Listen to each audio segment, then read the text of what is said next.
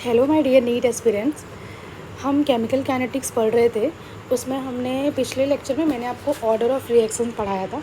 अब हम ये पढ़ेंगे कि ऑर्डर ऑफ रिएक्शन हम कैसे कैसे कैलकुलेट कर सकते हैं। ठीक है, तो इसमें सबसे पहले मैंने पिछले लेक्चर में आपको यूनिट ऑफ रेट कांस्टेंट अगर दिया है तो हम उससे कैसे ऑर्डर निकाल सकते हैं, ये मैंने बताया था। ठीक है, और अभी हम ये पढ़ेंगे कि रिलेशन क्या होता है, कॉन्सेंट्रेशन वर्सेस रेट में क्या रिलेशन होता है, उससे हम ऑर्डर कैसे निकालते हैं। कि मान लो कोई एक अगर दिया हुआ है, कोई एक ऑर्डर ऑफ रिएक्शन, जैसे मान लो 0 ऑर्डर दिया है, फर्स्ट ऑर्डर दिया है, तो उसमें हम अगर कॉन्सेंट्रेशन ऑफ रिएक्टेंट को इंक्रीज़ करें या डिक्रीज़ करें तो रेट पे क्या फ़र्क पड़ता है, हम ये देखेंगे। ठीक है, तो इसमें जैसे मान लो हमने अभी हम समझते हैं कैसे, पहले हम रिलेशन देख लेते हैं क्या क्या होता है ऑर्डर ऑफ रिएक्शन में, और जो कॉन्सेंट्रेशन होता है रिएक्टेंट का उसमें क्या रिलेशन होता है nth ऑर्डर के लिए, हम ये देख लेते हैं, फिर हमें समझ आ जाएगा।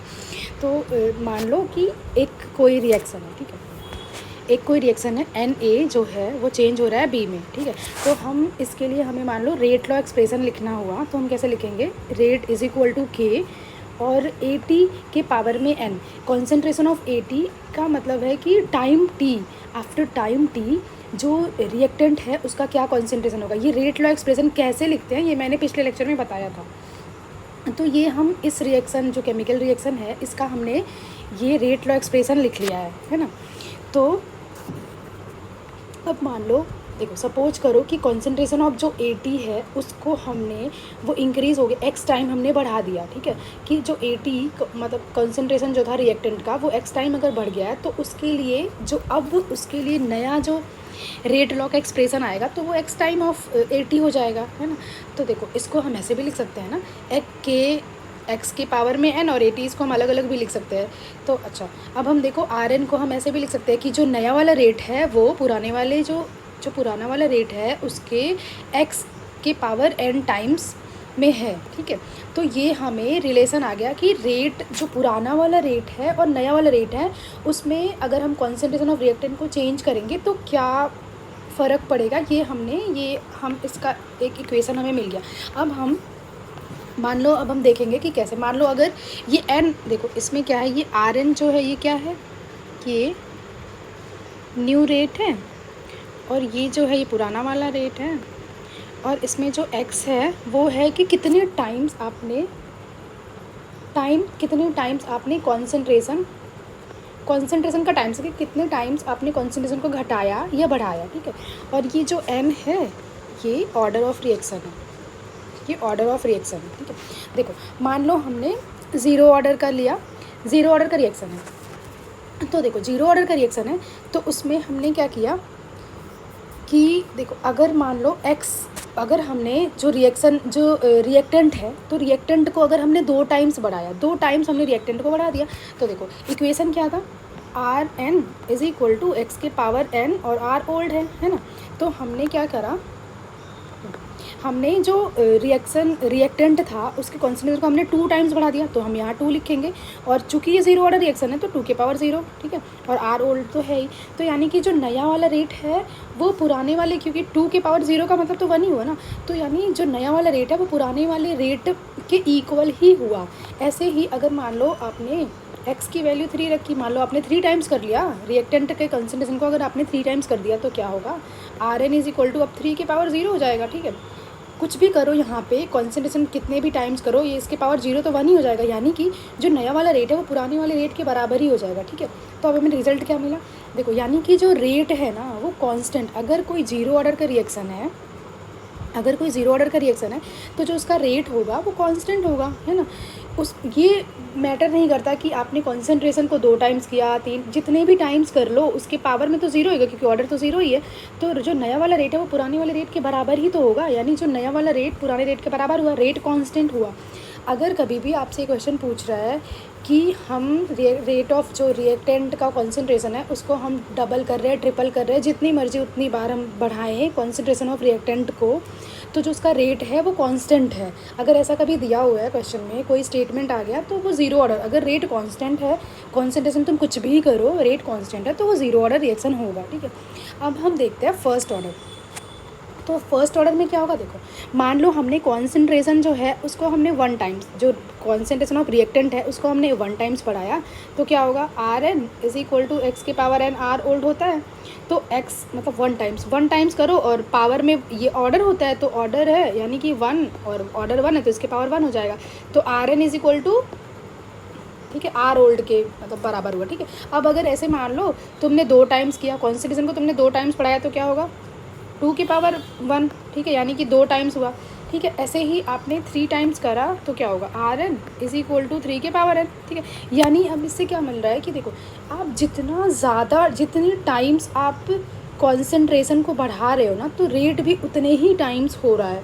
यानी इससे रिजल्ट क्या मिला, concentration and rate same ratio में इंक्रीज़ होगा। ठीक है, जैसे इसका मतलब देखो जो भी, जैसे जो आप कॉन्सेंट्रेशन में जो, ठीक है, जो कॉन्सेंट्रेशन में चेंज करोगे, जो कॉन्सेंट्रेशन में चेंज होगा, एक्चुअली मैं ये हिंदी में लिख रही हूँ ना ताकि ज़्यादा देर तक याद रहे, आपको समझ आ रही, जो कॉन्सेंट्रेशन में चेंज होगा, ठीक है, वही रेट में भी होगा।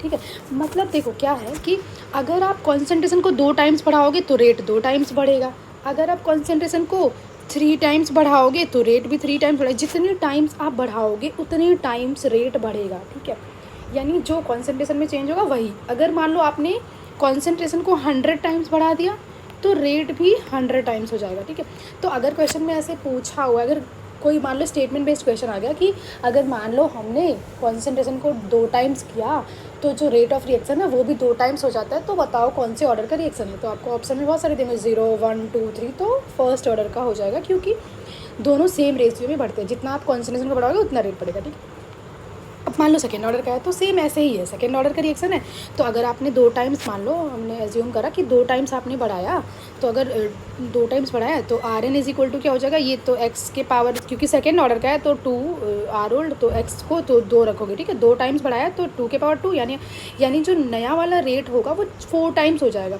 और अगर 3 करो तो 3 के पावर 2 यानी 9 हो गया। अब इससे अब रिजल्ट क्या मिल रहा है कि जो कॉन्सेंट्रेशन में चेंज होगा ना उसके स्क्वायर में रेट चेंज होगा, है ना। मतलब अगर मान लो आपने 4 टाइम्स बढ़ाया, ठीक है, तो 4 की पावर 2 है ना, यानी 16।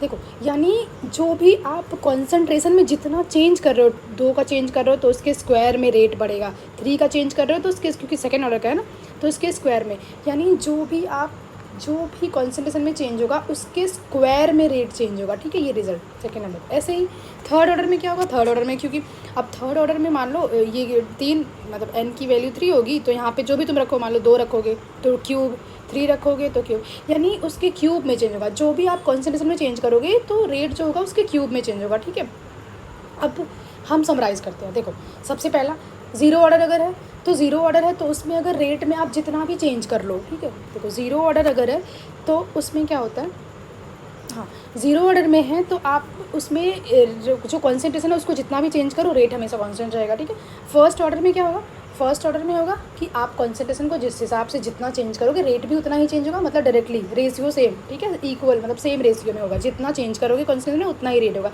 अगर सेकेंड ऑर्डर का है तो क्या होगा, सेकेंड ऑर्डर का है तो उसमें स्क्वायर, ठीक है, स्क्वायर, रिजल्ट उसका क्या है कि जो भी आप कॉन्सेंट्रेशन चेंज करोगे तो उसके स्क्वायर में चेंज होगा। अगर थर्ड ऑर्डर का होगा तो उसमें क्यूब में चेंज होगा। ठीक है, क्यूब में चेंज होगा। अब हम क्वेश्चन सॉल्व करते हैं। तो देखो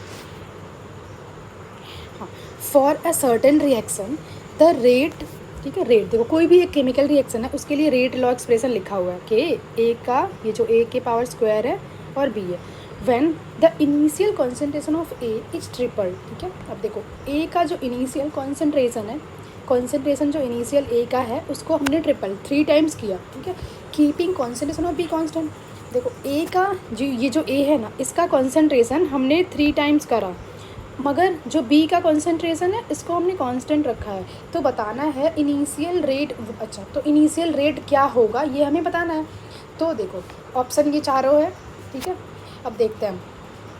तो अगर ए का कॉन्सेंट्रेशन जो है देखो हमें ना रेट, ये जो रेट लॉ सबसे पहले हमें ये देखना होगा कि अगर मान लो कोई भी रेट लॉ एक्सप्रेशन दिया हुआ, मैंने बताया था पिछले लेक्चर में, अगर रेट लॉ एक्सप्रेशन दिया होगा तो हम इससे ऑर्डर बता सकते हैं। जैसे देखो जो ए है तो ए की पावर में 2 है, हमें पता है कि अगर कोई भी जो भी रिएक्टेंट होता है तो रिएक्टेंट का जो कॉन्सेंट्रेशन होता है उसकी पावर में जो होता है वही ऑर्डर होता है।